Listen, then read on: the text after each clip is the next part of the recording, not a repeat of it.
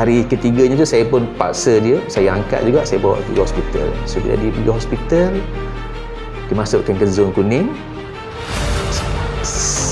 Tak sampai ke setengah jam kemudian dimasukkan ke zon merah. So bila masuk zon merah, saya ni macam dia demam je kot. Dan saya ni boleh tengok. Dan doktor cakap, "Cik,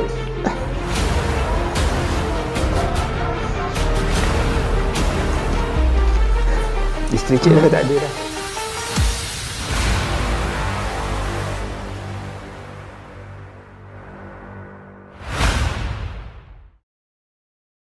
Assalamualaikum, Cik Gara. Waalaikumsalam warahmatullahi wabarakatuh. Macam yang kita tahu sebelum ni kan viral kisah macam mana selama 14 tahun kahwin tu wife Cik Gara tak pernah tahu, tak pernah ambil tahu kewangan wife apa semua, dan selepas tu baru boleh cerita sikit tak kisah dan perkenalkan diri tu lah macam mana jadi dapat super daddy semua.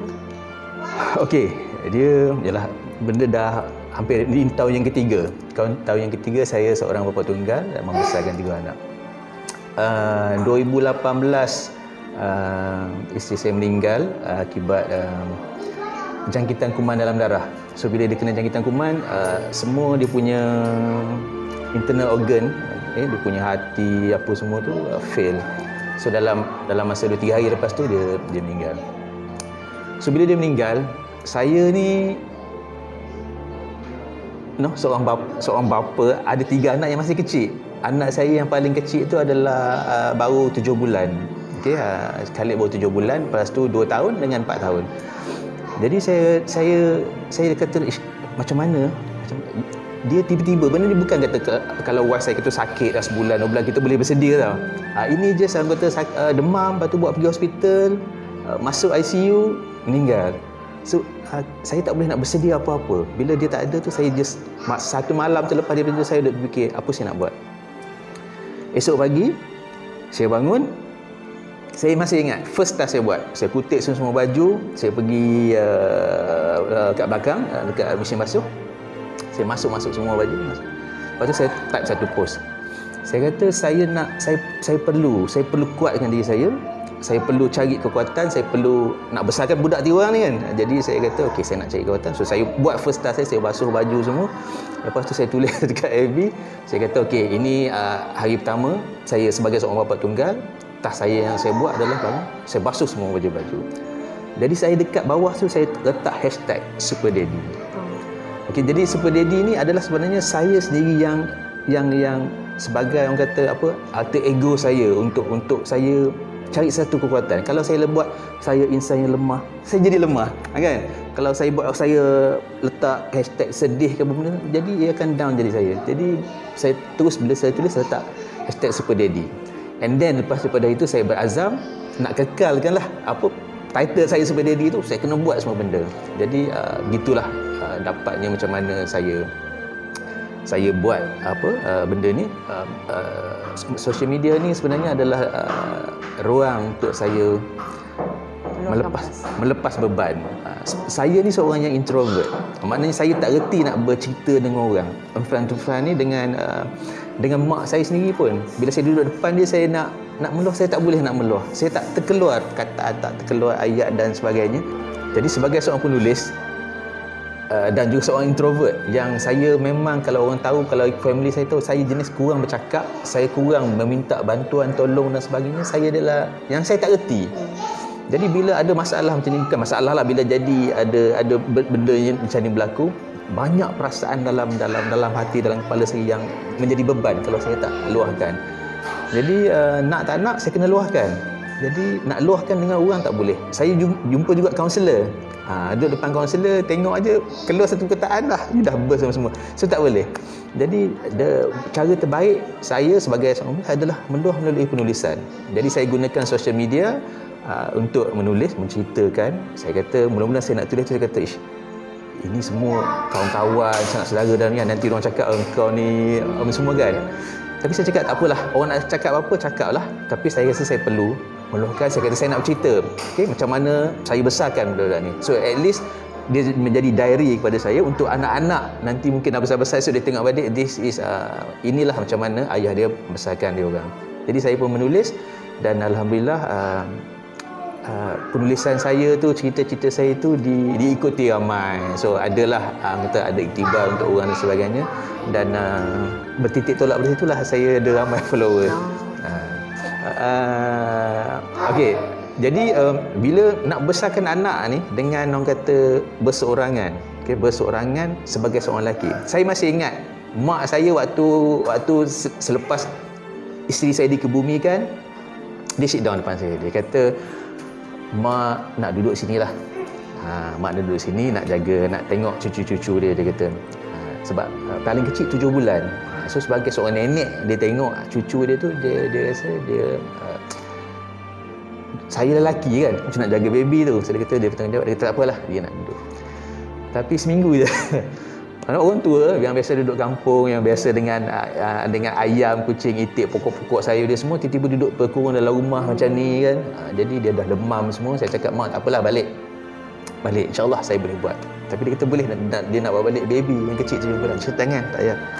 Sebab saya arwah isteri pernah bercakap, walaupun ini bukan orang kata apa wasiat ke apa semua, tak. Kita bila sembang-sembang berdengura, dia pernah menyebut kepada saya, dia kata kalau dia kata kalau dia tak ada semua ni, anak-anak ni bolehnya tak naklah ada maid besarkan, bagi orang tu besarkanlah sendiri. Dia kata dia tahu saya boleh buat. Jadi bila dia tak ada, saya pegang. Saya kata tak boleh, anak-anak saya tak nak pisahkan, tak nak bagi dekat nenek dia yang baby yang kecil, saya jaga semua, tak nak. Semua saya nak jaga sendiri. Mak baliklah. Tak apa. Jadi dia balik, dan bermula daripada seminggu selepas tu, saya seorang dirilah menguruskan. Dan kadang-kadang adik saya yang dekat sini datang seminggu sekali, tolong tengok kan. Yang selebihnya tu saya uruskan semua. Memang kucak-kacir jadi maksudnya dan nak dengan kerja lagi sebagainya, dan saya ambil keputusan untuk berhenti kerja. Saya berhenti kerja dengan orang kata, sebab kalau bekerja dengan yang keluar subuh balik isyak dan saya rasa tak ada guna juga saya jaga budak-budak ni kan. Saya nak kena hantar juga, akan ada orang lain juga kena jaga dia. Jadi untuk menjaga dia sepenuh masa, saya rasa saya kena paksa berkorban. Anak-anak kerjaya. Jadi saya tinggalkan kerja. Saya kata tak apalah, rezeki kan adalah nak besar anak kan, saya kena usaha je. Jadi saya tinggalkan kerja dan saya fokus jaga anak-anak. At the same time tu saya buatlah benda-benda freelance berdasarkan kemahiran saya menulis, buat design dan sebagainya. Jadi ambil kerja tu, alhamdulillah ada duit untuk membesarkan budak ni. So sampai sekarang saya masih bekerja sendiri, dan dengan kerja dengan masa yang ada sekarang ni, alhamdulillah saya boleh fokus, boleh bagi perhatian penuh pada anak-anak. Bila dihantar tadika, cikgu kata, "Cik Khairul anak demam." Saya tak perlu lagi nak bos, saya nak balik, nak saya demam semua, tak perlu dah. Saya just tinggal semua, saya pergi ambil anak. Dan kebetulan anak saya yang sulung ni didiagnose sebagai ASD ataupun Autism Spectrum Disorder, dan dia ada ADHD, Attention Deficit Hyperactivity Disorder. Jadi dia lebih perlukan masa, dia lebih perlukan perhatian yang lebih untuk besarkan yang sulung ni. Jadi alhamdulillah dengan kerja saya yang fleksibel dan sendiri semua ni, dan saya boleh buat. Pernah tak ialah sebab isteri meninggal waktu anak kecil lagi kan, macam bila anak 7 bulan tu dia memang perlukan mak, dia akan menangis bila apa semua. So, macam pasal anak first pula ada autism kan. So macam pernah tak Cik Khairul menangis macam tak tahan sangat dengan dugaan yang dapat tu? Menangis ni orang kata saya waktu 2-3 bulan awal tu benda yang biasa untuk saya. Sebab saya rasa menangis ni ada satu kelegaan juga. Dia tak boleh bila saya rasa tiba-tiba rasa stres. Dia stres saya bukan stres sebab membesarkan, bagi dia makan, jaga dia semua, tak. Saya stres bila saya jadi penat. Kan bila kita buat benda ni semua jadi penat. Lepas tu kita pun nak nak fokus juga, nak kerja juga, sebab nak cari duit juga ni kan. Duit nak kena cari juga, nak besarkan dia. Jadi bila bercampur-campur benda tu, dia jadi penat. Bila dia penat tu, dia rasa down lah. Dia rasa terus bila setiap sekali saya penat je, saya akan terus tengok roster saya. Kalaulah dia ada kan. Dan saya selalu terbayang macam dia masih macam obsession. Dia macam obsession yang lama. So bila saya penat, saya rasa bila nak balik ni. Bila nak balik. Jadi saya masih terasa, walaupun bukan saya tak terima hakikat, memang saya relax, memang saya tahu, anak-anak pun semua tahu mak dia dah tak ada semua. Tapi bila time kita penat, bila time kita rindu sangat dan sebagainya, tiba-tiba kita akan fikir lama je pergi, bila nak balik. So bukan tough, orang kata tough. Benda ni kata nak menangis, kadang-kadang anak saya pun terperasan kalau saya tengah mandi lama tu, dia tahu, jadi nangis ke apa ke kat dalam tu kan. Dan benda ni saya rasa is satu medium untuk bagi diri rasa lega. Jadi penat macam mana pun, apa macam mana pun kerja kena buat. Bila stres whatsoever, saya menangis. Kadang dalam kereta setengah terdrive seorang-seorang, saya tinggal, saya menangis. Saya rasa saya kena lepaskan benda tu. Cuma saya kurang nak elakkan menangis depan anak.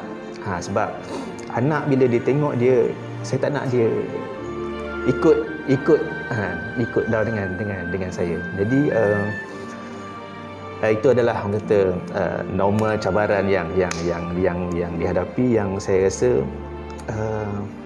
alhamdulillah dah masuk ni tahun ketiga daripada 2018, 2019, 2020. Dah masuk tahun ketiga ni. Alhamdulillah dah manageable. Tapi kalau kata nak nangis tu, saya masih bila balik saya penat, apa benda semua, saya duduk, saya masuk dalam bilik air, saya mandi lama-lama, saya nangis kat dalam tu, habis lega, saya keluar lega, then okey kan. Nak mengimbau baliklah waktu wife meninggal secara mengejut tu. So Cik Karo pernah cerita apa ayat kata-kata terakhir sebelum wife pergi tu, macam suasana waktu tu, boleh share tak kalau tak keberatan? Okey. Dia benda ni of course kita tak jangka. Saya tak jangka, semua orang tak jangka. Kita ni, saya dengan dia ni of course kita jangka kita nak hidup lama sampai ke mati, sampai ke tua berdua. Cuma bila satu hari dia balik, dia kata dia tak sihat. Okey. Dia tak sihat lah. Dia kata dia balik, dia normal. Dia sebagai mak ni, bila setiap kali dia balik, dia first thing dia pergi dapur, dia pergi kemas itu, buat ini lagi, anak semua nak siap makan. Kadang-kadang saya biasalah, kadang-kadang bergigil kalau saya masak, kadang-kadang dia kata yang masak. Tapi kalau dia balik-balik, dia just duduk sit down. Dia kata dia tak larat. Macam tak apa, it's okay. Sebab dia balik sekali dengan anak-anak lah daripada tadika. Jadi saya akan ambil lah anak-anak semua, pergi mandikan, saya siap semua, cakap tak apa. So dia naik ke atas, dia berehat. Bila dah saya selesai anak-anak semua, saya pergi tengok, dia terbaring semua. Ini cakap betul-betul dia tak sihat dah. Saya cakap tak apalah, nak makan apa saya nak buat semua. Dia cakap tak nak makan apa semua. So saya ambil ubat, dia tersakit kepala, saya pun picit-picit lah benda semua. Dan esoknya nampak semakin demam macam itu. Saya kata kena pergi hospital. Dia hospital, dia cakap tak nak. Dia kata tak nak, ini salah makan ni. Dia kata dia start sakit perut semua, dia salah makan. Jadi dipendekkan cerita, hari ketiganya tu saya pun paksa dia, saya angkat juga, saya bawa pergi hospital. So bila dia pergi hospital, dimasukkan ke zon kuning. Tak sampai setengah jam kemudian dimasukkan ke zon merah. So bila masuk zon merah, saya ni macam dia demam je kot. Kan dia sakit perut je kot. Dah sampai ke zon merah ni dah kenapa? Kemudian saya pun dihujani persoalan daripada doktor-doktor. Daripada doktor ni, kejap doktor ni datang semua, ada tanya-tanya saya, okey ni pada pergi mana, tak makan apa, tak ini apa, semualah untuk siasat apa yang terjadi. Saya pun ceritalah, dia dia balik kerja, dia demam semua.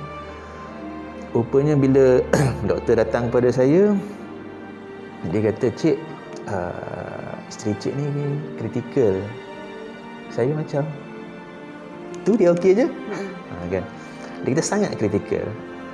Saya tak nak kritikal kat mana tu, dia atas kata baring, dia tu celik mata, hidup boleh, dia okey je. Dia kata organ dalaman dia semua dah start gagal. Dan daripada situ saya mula orang kata jadi macam hilang semua kan. Saya bila doktor kata benda semua dah gagal kat dalam tu, saya terus bayar anak-anak je lah. Saya tak fikir apa. Lepas tu doktor kata, okey, kita nak begini, kita nak buat prosedur ni, apa pun. Saya cakap, okey lah, bagi saya pen, saya sign apa saja yang perlu dibuat. Saya kata, doktor lebih tahu apa yang terbaik. Jadi, dia dipindahkan ke Kuat sebelum masuk ke ICU. Dan saya tak ada banyak orang kata apa kata-kata terakhir apa dan sebagainya. Waktu dia dalam wad tu, dia cuma cakap ke saya, dia dahaga, nak minum. Saya cepat-cepat berlari turun ke bawah di hospital dan belikan minuman. Dia kata air, dia kata nak minum yang manis. Saya lari lagi turun ke bawah, dia kata bagikan saya dia minuman yang manis. Lepas tu saya rasa itu sebab itu antara apa perkataan-perkataan terakhir yang saya dengar dia cakap. Lepas tu doktor kata kita terpaksa bawa dia ke ICU segera dan dimasukkan ke ICU maghrib. Pukul tengah malam dekat pukul 1 ke 2 barulah doktor panggil saya, jumpa dan bawa saya ke ICU. Dan daripada situlah baru saya tengok dah dengan semualah wire-wire tube semua. Dan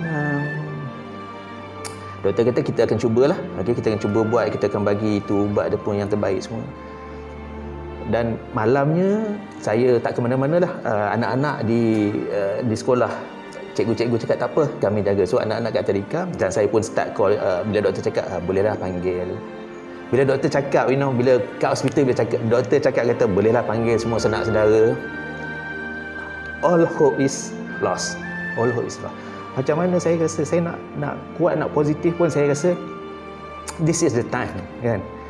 Jadi saya pun call semua family datang and then saya stay kat hospital and esokkan harinya saya rasa malam tu pukul 4 pagi doktor call saya. Doktor call saya 4 pagi masuk ke ICU. Doktor cakap, dia kata saya nak bagi masa you dengan wife. Dia kata sebab ICU kan you tak boleh nak dia ICU walaupun saya waris saya boleh apa nak waktu melawat je boleh, waktu biasa-biasa tak boleh. Tapi tiap pagi tu doktor kata no, you look at yourself, what do you think, dia kata kan, apa yang cik rasa bila saya tengok ni. Saya rasa saya dah faham. Saya rasa bila doktor panggil saya, bila doktor cakap kata kita dah cuba terbaik, kita bagi ubat yang paling best, ubat yang paling kuat, yang paling semua, tapi dah tak ada respon apa-apa. Jadi saya faham. So doktor kata, kalau cik faham baguslah. Dia kata sebab kita doktor ni kita dah cuba yang terbaik. Jadi tapi dia kata tak apalah, malam ni saya bagi masa dengan cik, duduklah dengan dia. So saya spend few hours lah duduk dalam tu dengan semua. Sebab saya rasa this is will be the saat-saat terakhir saya kan. Lepas orang kata adalah sejam 2 saya duduk dalam tu, saya bersembang semua. Dan saya keluar dan saya keluarga pun start datang, ayah daripada kampung datang, semua datang. Saya layan tetamu and then lepas tu daripada subuh lagi tu dah tetamu dah ramai sangat. Waktu melawat tengah hari pukul 12, tapi saya cakap doktor, dia kata boleh tak buka untuk lawatan sebab terlalu ramai dah, kawan-kawan datang, sanak saudara semua kan. So dia pun buka lah waktu lawatan daripada pagi tu. Dah hampir pukul 12, dalam 11 lebih macam tu saya pergi lagi sekali. Saya kata doktor saya nak jumpa kan. So saya stop semua visitors, saya pun duduk dalam tu. Saya pegang tangan, saya cakap, saya minta maaf. Saya maafkan dia. Saya minta halal semua. Saya halalkan semua. Dan saya ingat saya cakap, saya redha. Saya rasa inilah waktu dia dah, waktu dah sampai. Saya rasa pergilah, saya redha. Saya jaga anak-anak. Saya rasa mungkin tak sampai beberapa saat. Lepas tu saya tengok dekat mesin, tak tahu nama mesin tu, dan dia bunyi beep panjang. Saya tengok dia punya tu dah gerak-gerak dia tu dah straight. Lepas tu bunyi alarm, lepas tu nurse datang, lepas tu doktor datang. Dan saya hanya boleh tengok. Lepas tu dan doktor cakap, "Cik,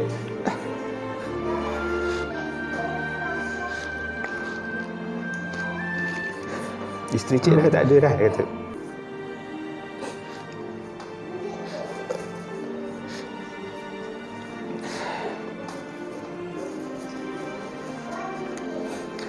Dan macam tu lah. So bila saya tengok tu benda macam saya rasa macam dalam, saya tengok macam dalam TV, macam saya tengok drama dalam TV kan, tengok orang tu, benda tu real happen pada saya, berlaku pada saya. Benda yang saya rasa macam dalam TV pun berlaku pada saya. Tetapi saya rasa alhamdulillah, sebab malam tu pun saya dah spend masa, dan subuh tu pun saya dah redha, saya dah minta doa. Saya kata saya nak kuat, saya nak redha, jadi saya nak terima perkhabaran buat saya ni dengan hati yang terbuka, yang ni. Saya tak nak jadi sedih, saya tak nak meraung apa semua.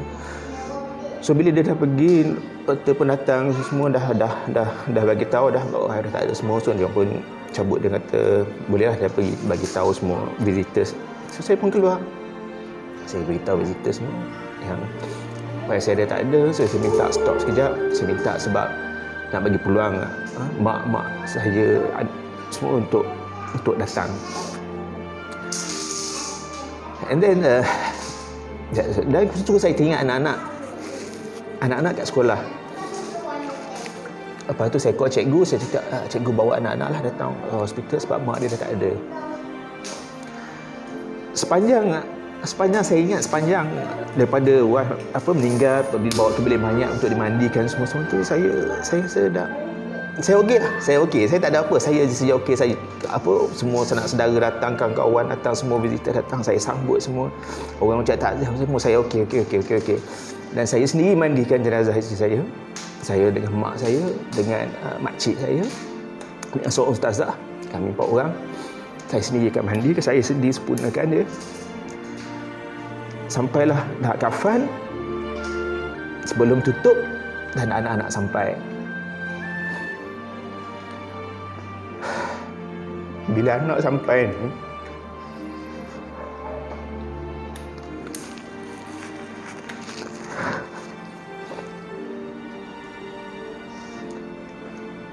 saya rasa pengalaman saya paling worst lah, paling teruk. Perasaan saya paling tak tahu nak cakap bila nampak anak-anak.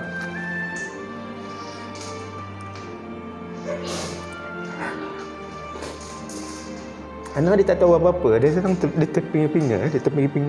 Kenapa ramai orang? Kenapa dia kat hospital? Kenapa ramai orang?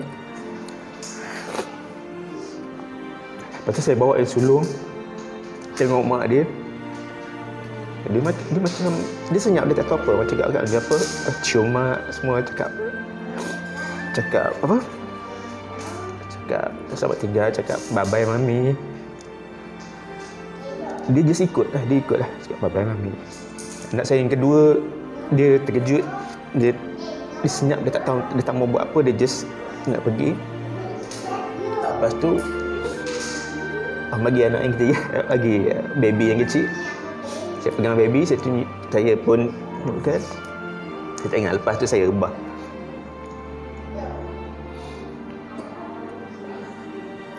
It's teruklah, pengalaman saya paling dahsyat untuk saya adalah bila nak tunjukkan anak-anak kepada mak dia yang dah meninggal.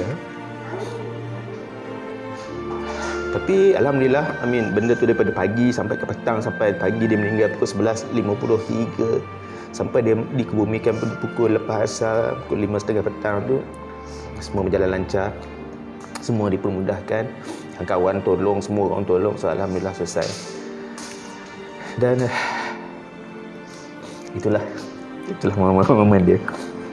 Macam tadi Cik Khairul kata, bila waktu lepas arwah meninggal tu, Cik Kara rasa okey sebab ramai orang semua, tapi detik-detik tu bermula bila kita seorang kat rumah. Bila kita besok ni baru sedar. So macam boleh, kalau saya minta maaf tapi boleh kongsi tak, sebab yelah.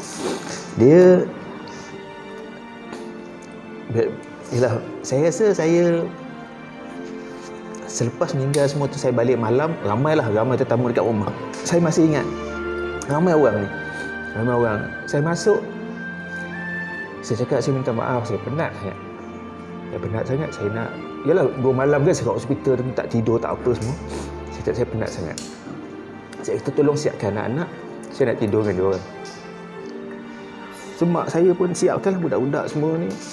Saya naik atas, saya mandi, saya solat, saya duduk dalam bilik, saya tidur. Lepas tu saya panggil anak-anak, saya peluk semua-semua, dia orang tidur. Saya malam tu saya tak sedar apa dah, mungkin sebab saya terlalu penat, saya tidur. Cuma bila bangun esok pagi lah, bangun subuh esok tu, dan orang kata realiti itu datang. Realiti datang di mana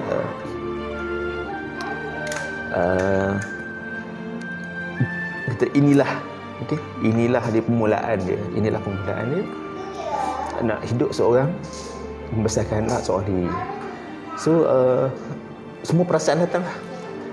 Perasaan, boleh ke aku buat? Dan kita kena ingat ni, anak di malam pertama tu dia tak ni lagi. So bila orang dah reda, masuk malam kedua, malam tiga tu dah orang dah reda, dia dah mula menjerit malam mak dia. Yang si abang terus shut down. Dia terus tak nak bercakap langsung, dia tak nak ambil tahu langsung. Sebut je mak dia terus lari, dia semua dia shut off. Yang baby tak tahu apa. Yalah dia menangis, minum susu apa semua. Tapi yang nombor 2, setiap malam dia akan bangun menjerit marah, dia minta mak dia.